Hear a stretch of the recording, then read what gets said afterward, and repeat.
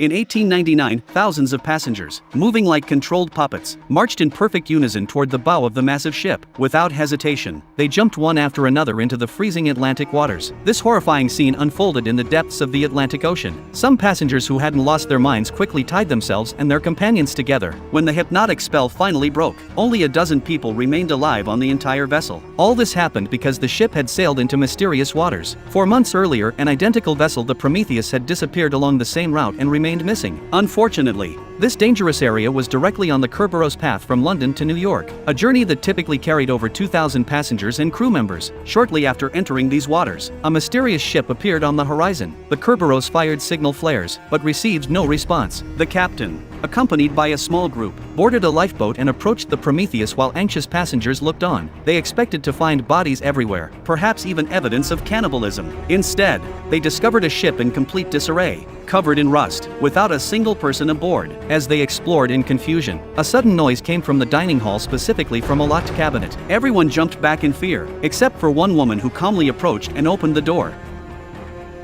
Inside was a boy, neatly dressed but expressionless. How had he survived for 4 months on this ghost ship? The woman took him to her cabin and cared for him, asking about the missing passengers, but he remained silent. Meanwhile, the captain reported finding the Prometheus to headquarters, who responded with just 2 words: "Sink it." What secrets did this ship hold?